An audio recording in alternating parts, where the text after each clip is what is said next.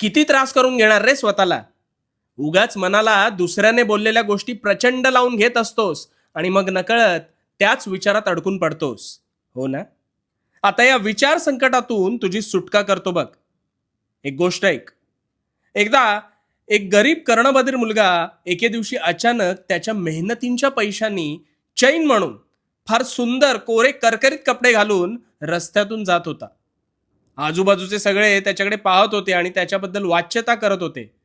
त्या मुलाला वाटले, आपण कदाचित छान दिसतोय म्हणून लोक वाहवा करत आहेत, आणि म्हणून तो मात्र चेहऱ्यावर स्मितहास्य ठेवून त्याच भ्रमात पुढे चालला होता. पण खरं तर लोक त्याच्या तोंडावर बोलत होती, अरे याच्याकडे कुठून पैसे आले, कुठेतरी चोरी केली असणार याने, अशी अनेक दूषणं त्याला लावत होते. पण त्या मुलाचं सुदैव होतं, कारण त्याला ऐकूच येत नव्हतं आणि त्यामुळे